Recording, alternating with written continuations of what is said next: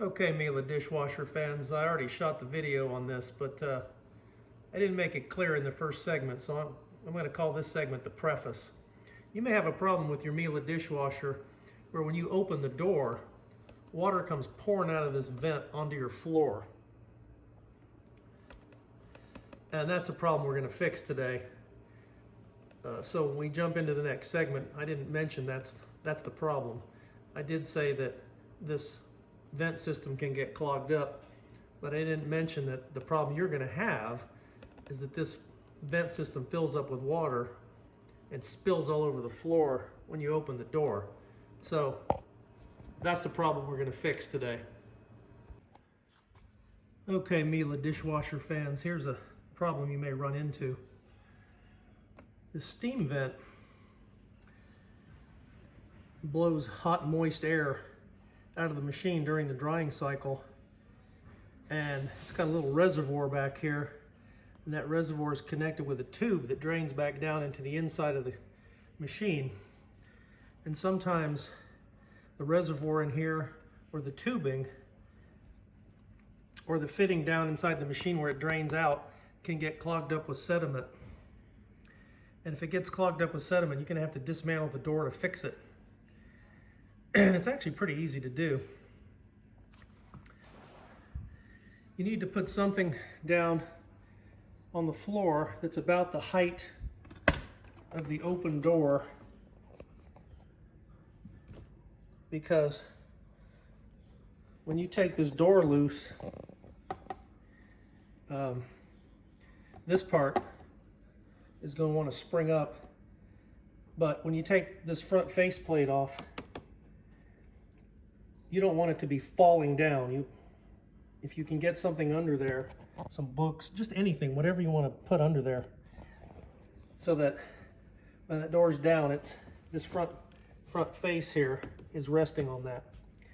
Now, to get the front face of the door off, there's 6 screws you have to take out. This one, this one, this one. You don't need to take these top ones out. These top ones are securing this piece right here, and that doesn't need to come off.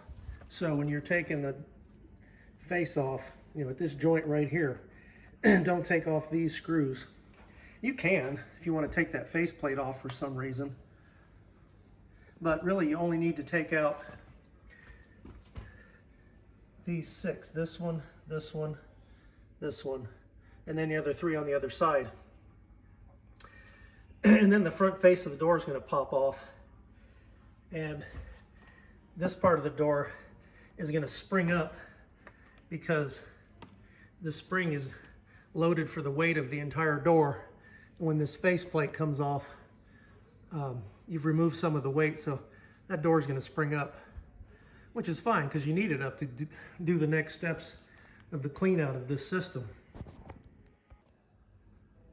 All right, once you get the front face of the door off, you're going to expose this part of the door here.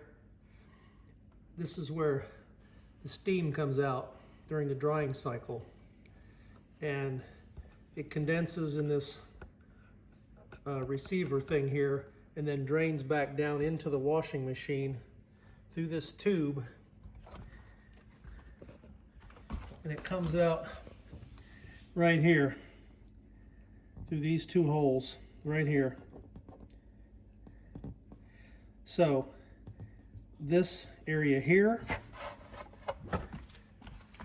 this tube, and this well can all be clogged up with deposits. So once you get the door off, pull the tube off. I've already done this. And take it to the sink and irrigate through it with either some kind of weak acid. I use nickel safe, but you can use vinegar or maybe some other very weak acid. But blow that tube clean with a syringe. Once the tube is clean, pop off the lower end, swing it out, put a catch basin underneath it here, and irrigate into the well with your weak acid. That'll flow down through there and clean out any deposits that are in the well. and you've previously cleaned out the tube so it'll flow. Then put the tube back on its lower fitting. And now irrigate into the well with your weak acid and have the door partially open while you're doing it so you can see the gunk coming out of here, these two holes. And once you irrigate through there and you get clear flow and all the gunky sediments no longer flowing, you can reassemble the thing. I can actually see there's some sediment there on this hole. So I'm going to get in there with a device and clean that out with a toothpick or an ice pick or an awl or something. I'm going to stick in there and clean that out. And then I'll re-irrigate the whole system from up here and make sure that I get good flow all the way through there and out the front of the door. And that way, when you open the door, you don't have water coming pouring out of this vent all over your floor. Now, when you took the screws out to get the front face off the door, these screws go into these clip nuts. And these clip nuts are mobile. They can move around. And you know, they might move out of position when you take the door apart. So you might have to get them lined back up using some sort of lineup tool like an awl. You know, as you reinstall each screw, you might have to line up these clip nuts so they're lined up and the screw will go ahead and engage in there. So, you know, have some kind of instrument. You could use an awl, you could use a bamboo skewer, you could use a toothpick, but you may need to line up these clip nuts to get the screws back in. So you can see how I've got that all stuck in there. I'm doing this one-handed, so I can't show you, but I just put the awl in there and wiggled it around to get that clip nut lined up with the hole so I can put the screw back in right there.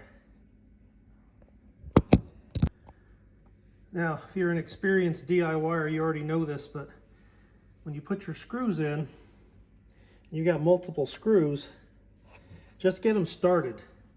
Don't snug any of them down all the way until you've got every one of them, you know, going and threaded in, you know, halfway or 2/3 of the way. Once they're all in and everything's lined up, do your final tightening, but don't tighten them fully until they're all going and they're all part way down.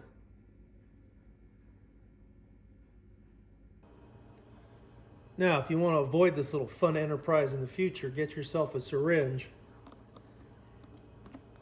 and shoot in there once a week some vinegar, some CLR, some nickel safe, or any kind of, you know, weak acid to keep that system clear and prevent it from getting caked up with calcium if you have calcium in your water. Now, these Miele's have a built-in water softener, and even if you have your house on a water softener, I'd go ahead and use it. I think my vent got clogged up because I wasn't paying close attention to keep my water softener filled in there. That white cap there, that's for the water softener. If you look in your manual, it'll show you how to enable it and how to use it. And I just use plain old water softener salt. Not the pellets, not any kind with any treatment, but just straight up, you know, straight up salt for a water softener. That's what I put in there. You can also buy really expensive Miele salt, but plain old water softener salt will do the trick. So if you have the softener built in, use the thing. But I think even in spite of that, I would go ahead and put some acid in here, weak acid. I don't know, maybe once a week.